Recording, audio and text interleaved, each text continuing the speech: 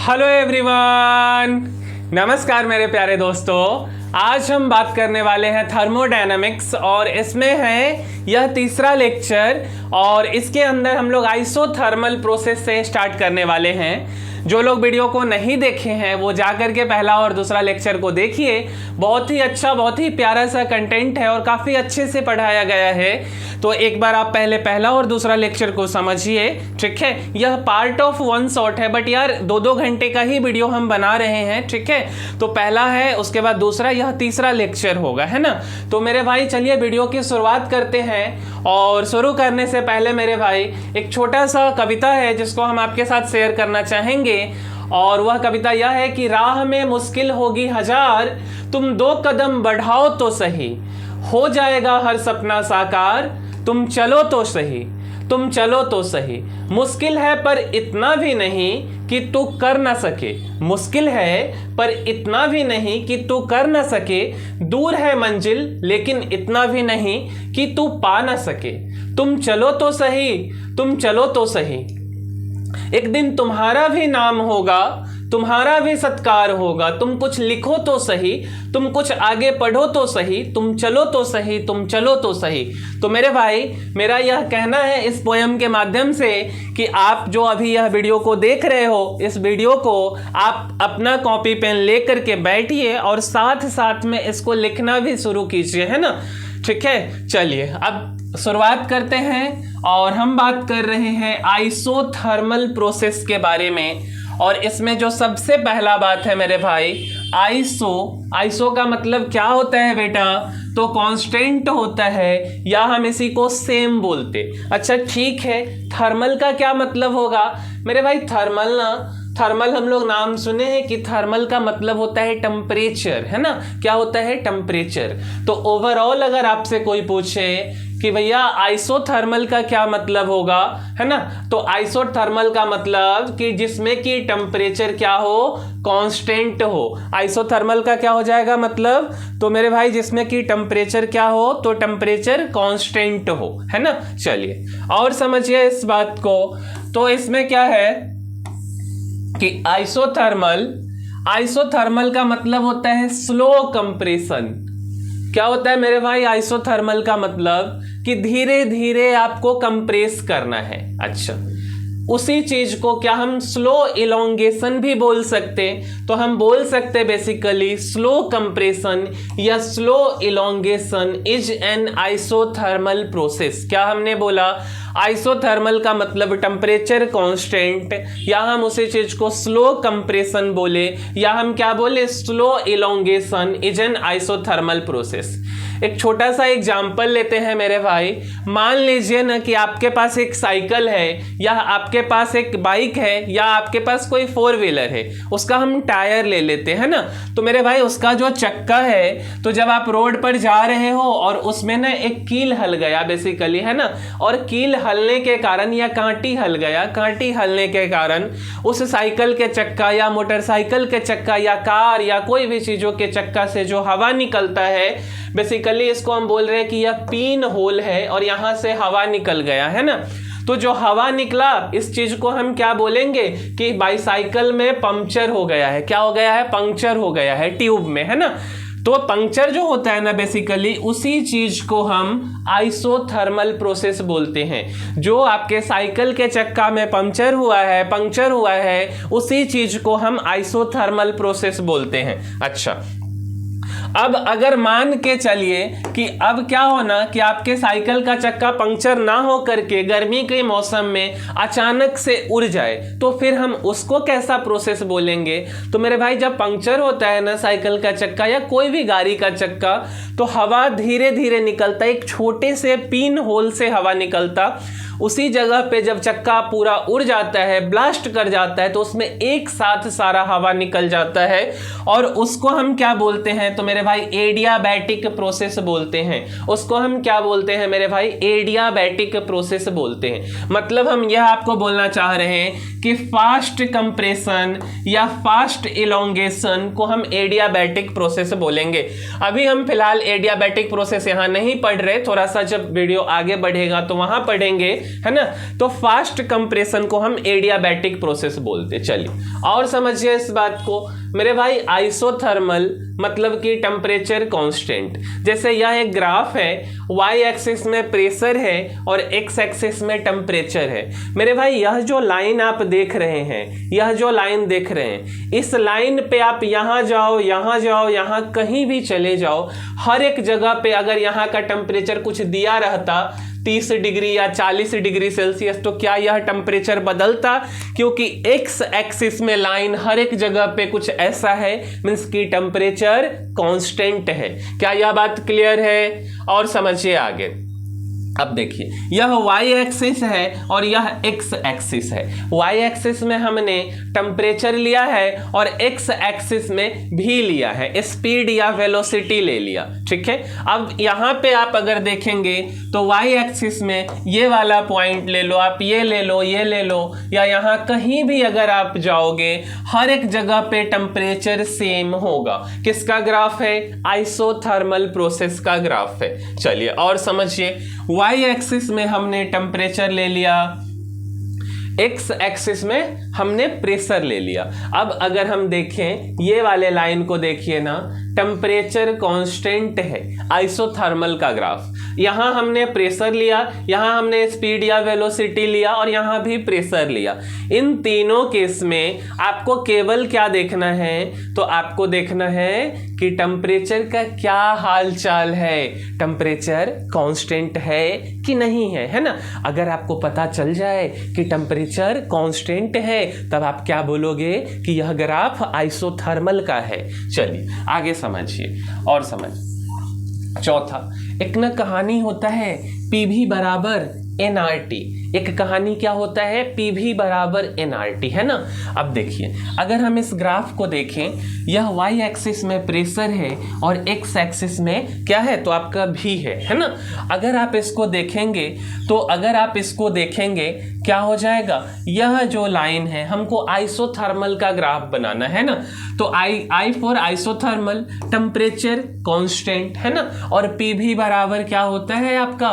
तो NRT। PV बराबर क्या होता है आपका? NRT, है ना। अच्छा जी, अगर हम यहाँ पे बोले कि प्रेशर को हमने y लिया है और V जो है इसको हमने x एक्सिस लिया, तो y इंटू x क्या हो जाएगा मेरे भाई? तो कांस्टेंट हो जाएगा NRT, क्योंकि n कांस्टेंट, r कांस्टेंट और टेम्परेचर आइसोथर्मल में कांस्टेंट होता है। तो ग्राफ कैसा बन गया? तो ग्राफ बन गया रेक्टेंगुलर हाइपरबोला। मतलब हम यह बोलना चाहें कि xy कांस्टेंट है, x इंटू y, तो ग्राफ हमारा कैसा बनता है? Rectangular hyperbola. आगे समझिए, अगला बात हम यह आपको बोलना चाह रहे हैं कि यह y एक्सिस है और ये आपका x एक्सिस है। ये एक ग्रीन लाइन आप देख रहे हो, एक ब्लैक लाइन और एक रेड लाइन, है ना। तो मान लीजिए सुविधा के लिहाज से कि xy का वैल्यू यहाँ 1 है, यहाँ पे 4 है और यहाँ पे 9 है। लेकिन हर एक ग्राफ, चाहे वह रेड लाइन हो, चाहे वह ब्लैक लाइन, चाहे वह ग्रीन लाइन, हर किसी में xy क्या है? कांस्टेंट है। क्या क्लियर है? बस दूरी उसका बदल रहा है ना। और समझिए, यह ग्राफ है y में प्रेशर और इसमें आप भी लिए, ठीक है। यहाँ पे दे दिया रेक्टेंगुलर हाइपरबोला में T1, यहाँ पे T2। अगर आप देखेंगे इस वाले ग्राफ से कंपेयर कीजिए मेरे भाई, तो यह जो ग्राफ है, हम ना जैसे जैसे दूर जा रहे हैं, लाल से काला से हरा, है ना। तो यहाँ 1 था, यहाँ 4, यहाँ 9। क्या यह एक स्पेसिफिक वैल्यू है? नहीं भाई, हम एक सुविधा के पर्पज से लिए, है ना, कि अगर हम दूर जा रहे हैं तो मैग्नीट्यूड का वैल्यू बदल रहा है और आगे की तरफ थोड़ा थोड़ा सा बढ़ा दिए अपने मन से, कोई स्पेसिफिक वैल्यू नहीं लिए। तो अगर आप यहाँ और यहाँ के ग्राफ को कंपेयर करेंगे तो हर हाल में T2 ज़्यादा होगा T1 से, क्या हर हाल में T2 ज़्यादा होगा T1 से। क्या यह बात क्लियर है?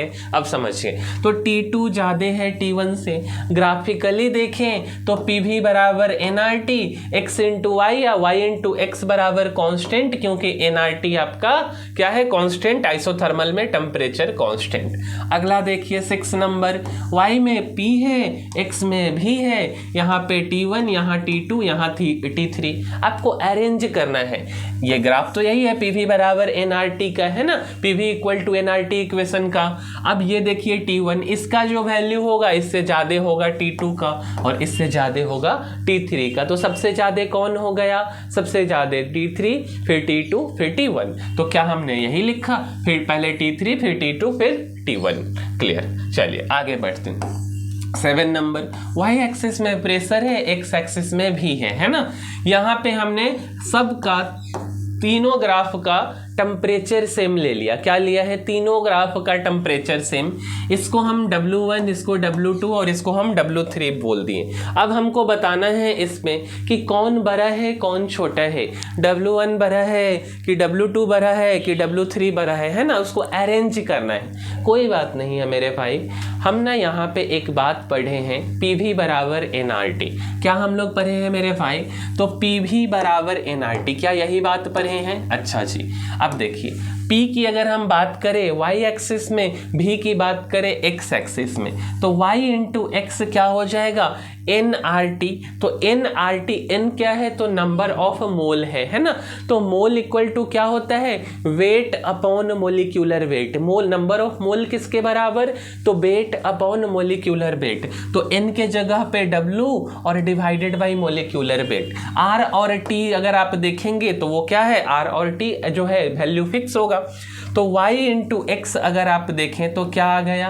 y इंटू एक्स अगर आप हमसे पूछेंगे तो हम क्या बोलेंगे? कांस्टेंट। क्यों बोल रहे हैं मेरे भाई? Constant WRT upon m note है ना। और अगर आप यहाँ पे देखें तो RT, ठीक है, R और T इसको छोड़ दीजिए।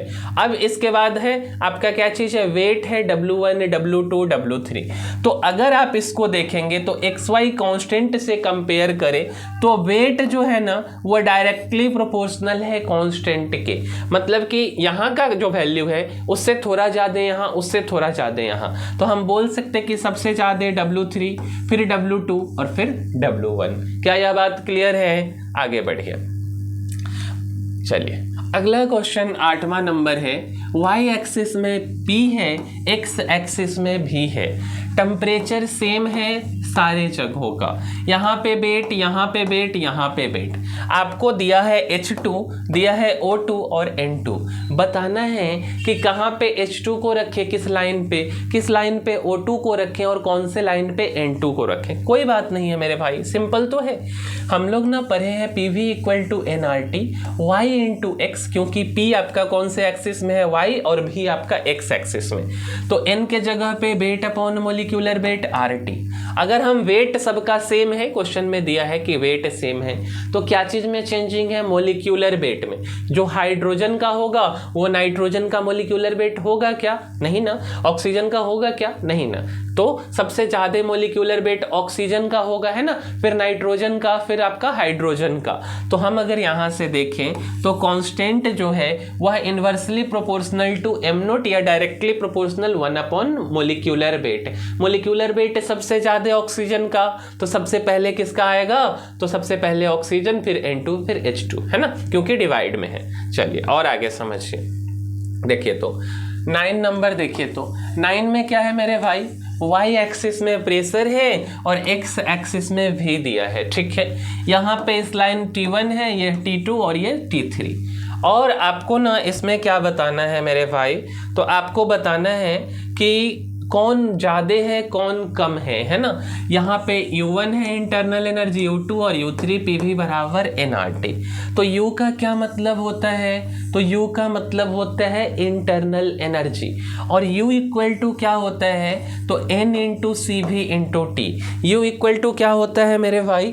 तो U इक्वल टू होता है N into CV into T। क्या होता है U इक्वल टू? तो N into CV into T, है ना।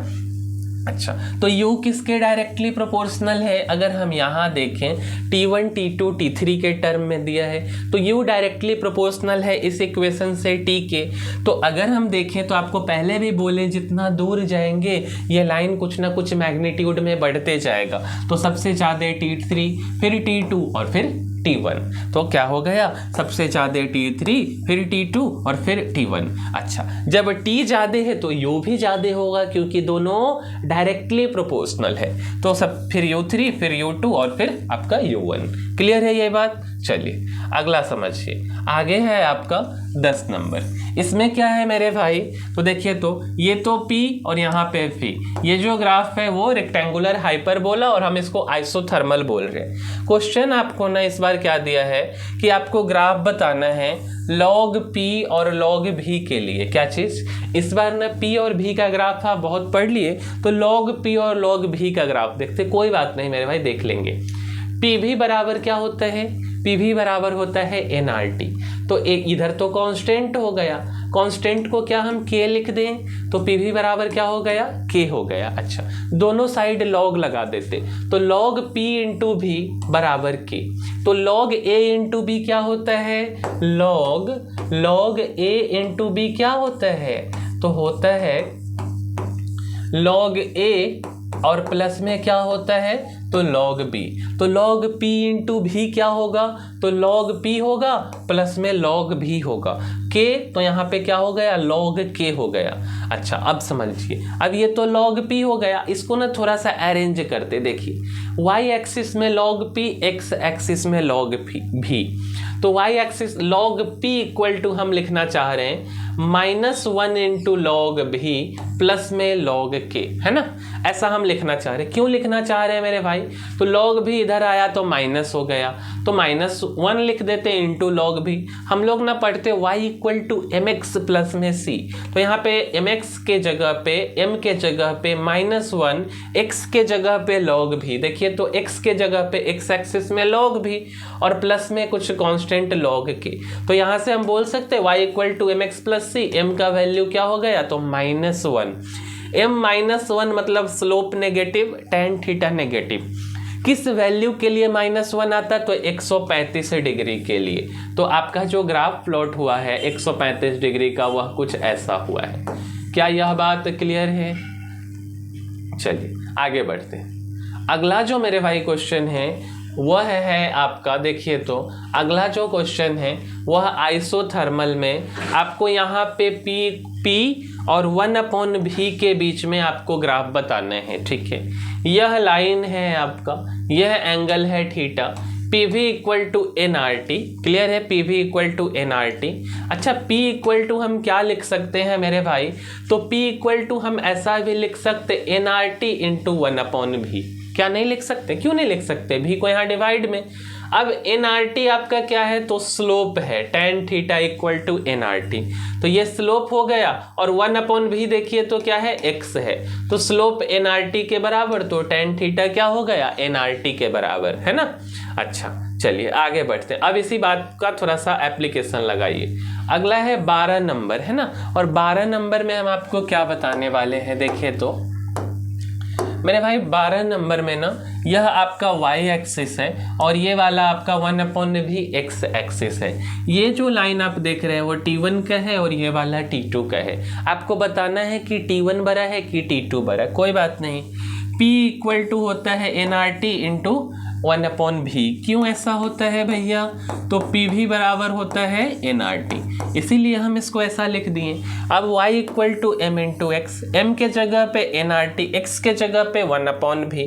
तो स्लोप है NRT के बराबर, है ना? स्लोप किसके बराबर? NRT के बराबर। तो जिसका स्लोप ज़्यादा होगा, जिसका एंगल ज़्यादा, उसका t का वैल्यू ज़्यादा। तो T2 फिर T1, तो T2 क्या हो गया? आपका ग्रेटर देन T1, है ना? चलिए आगे बढ़ते हैं। अगला है मेरे भाई 13 नंबर। देखिए तो 13 नंबर में क्या है? y एक्सिस में P है और x एक्सिस में 1/V। यहाँ पे T1 है, यहाँ पे T2, यहाँ पे T3। दिख तो साफ रहा है कि T3 फिर T2 फिर T1 बनाना चाहे तो P equal to nRT into 1/V। Slope nRT तो जिसका T ज़्यादा उसका वैल्यू ज़्यादा, तो सबसे ज़्यादा स्लोप इसका है, फिर इसका और फिर इसका, तो इसीलिए T3 फिर T2 फिर T1। क्लियर। चलिए अगला क्वेश्चन है मेरे भाई 14 नंबर क्वेश्चन के बारे में बात करते हैं। यहाँ पे है 1/V और यहाँ पे है P। यहाँ पे T का वैल्यू तीनों का सेम है और आपको बताना है कि कौन N2 को रिप्रेजेंट करेगा, कौन O2 को और कौन F2 को, है ना। देखो अब देखो भाई, ऐसा है कि ग्राफ में कुछ भी आ सकता है, ऐसा नहीं कि हम जो ग्राफ बता रहे हैं वही आएगा, लेकिन हम ना आपको हर एक टाइप का ग्राफ बताते जा रहे हैं, ठीक है। आप इसको एक बार देख करके कोई कहीं से पैकेज उठा लो, मतलब बकैती करने के लिए नहीं यार, काम का पैकेज है ना, क्वेश्चन बनना चाहिए।